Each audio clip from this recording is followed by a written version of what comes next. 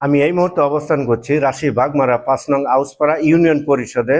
যেমনটি আজকে আপনাদের সঙ্গে সাক্ষাৎ করাবো সাবেক ছাত্রনেতা আরপিআই বিশিষ্ট সমাজসেবক এবং ৫ নং আউসপাড়া ইউনিয়নের তরুণ সফল ও উদ্যোক্তা ইউনিয়নের সুযোগ্য চেয়ারম্যান ডিএম শফিকুল ইসলাম সাফির একান্ত আস্থাভাজন সম্রাট বাবর ভাইয়ের সঙ্গে আমরা চলুন কথা বলে আসি।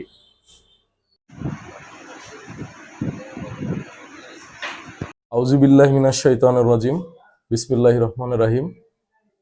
আমি সম্রাট বাবর ৫ নং আউসপাড়া ইউনিয়ন পরিষদের তথ্য সেবা কেন্দ্রে কর্মরত আছি। আমাদের চেয়ারম্যান জনাব ডিএম শফিকুল ইসলাম সাফি, উনি অত্র ইউনিয়নের সফল চেয়ারম্যান এবং অত্র ইউনিয়নের সকল জনসাধারণের প্রিয় পাত্র। উনি বাংলাদেশ জাতীয়তাবাদী দল বিএনপির সমর্থক। উনি বিএনপি থেকে নির্বাচিত হয়েছেন। ওনার রাজনৈতিক ক্যারিয়ার হচ্ছে আমার নিজে দেখা। আমি তার সাথে থাকার কারণে আমার সেই সৌভাগ্য হয়েছে। আমি সচক্ষে নিজে দেখেছি ২০১৮ সালে যখন ফ্যাসিস্টরা নির্বাচন করে একতরফা ভোট চুরির মাধ্যমে, দিনের ভোট রাতে যে নির্বাচন করে, সেই নির্বাচনে বিএনপি এবং জামাতের লোকজনকে তারা ভোট সেন্টারে যেতে বাধা প্রদান করেছিল। সেই সময় তাদের প্রতিবাদ করার মতো বাগমারাতে কোনো ব্যক্তি ছিল না, কোনো দলের কোনো ব্যক্তি ছিল না। সেই সময় আমি দেখেছি জনাব ডিএম শফিকুল ইসলাম সাফি ভাই, উনি তার কিছু সমর্থককে সাথে নিয়ে, শুভাকাঙ্ক্ষীদের সাথে নিয়ে ভোট সেন্টারে তিনি ভোট দিতে গিয়েছিলেন এবং সেখানে তার উপর ব্যাপক নির্যাতন নিপীড়ন করা হয়েছিল এবং সেই সময় ফ্যাসিস্ট প্রশাসন তাকে ক্রসফায়ার দেওয়ার জন্য হুমকি ধুমকি করছিল। সেই সময় আমরা অনেক জোরাজোরি করে তাকে ওখান থেকে নিয়ে চলে আসি। উনি কোনোভাবেই আসবেন না, উনি জানের মায়া ত্যাগ করে উনি ওখানে ঝাঁপিয়ে পড়েছিল।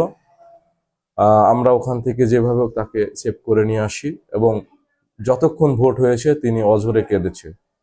তো আমার মনে হয় না এইরকম বাগমারাতে এবং সারা বাংলাদেশে এইরকম বিএনপির নিবেদিত প্রাণ কোনো নেতা আছে কিনা আমার মনে হয় না। এবং তার ফলশ্রুতিতে উনি ২০২২ সালের ৫ জানুয়ারি ফ্যাসিস্টের আমলেই বিপুল ভোটের মাধ্যমে নির্বাচিত হয়েছে এবং তার সততা এবং অন্যায়ের প্রতিবাদ এসবের কারণে জনগণ তাকে বিপুল ভোটের সমর্থনে এই অত্র ইউনিয়নের চেয়ারম্যান হিসেবে নির্বাচিত করেছেন। তো আমরা জানতে পেরেছি ডিএম শফিকুল ইসলাম সাকির যিনি বড় ভাই রয়েছেন ডিএম জিয়াউর রহমান জিয়া ভাই, তো উনি কবে থেকে বা কত সাল থেকে তিনি রাজনীতির এই পেশায় মানে রাজনীতির সঙ্গে জড়িত রয়েছেন? জি, আপনাকে এই বিষয়ে ধন্যবাদ। কিছু জি বলেন। জি জি ধন্যবাদ আপনাকে। আমি দেখেছি, আমি আমি যখন ছোট ছিলাম, আমি অনেক ছোট, সম্ভবত ২০০০ সালে, তখন থেকেই উনি আহ, এই অত্র ইউনিয়নের চেয়ারম্যান নির্বাচিত হয়েছেন বারবার। আহ, ও ২ বারের চেয়ারম্যান উনি।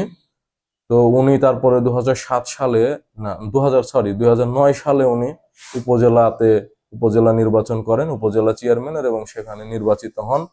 এবং উনি বাগমারা বিএনপির সভাপতি ছিলেন, উনি সাধারণ সম্পাদক ছিলেন এবং উনি বাগমারা উপজেলার বিএনপি মনোনীত উপজেলা চেয়ারম্যান ছিলেন।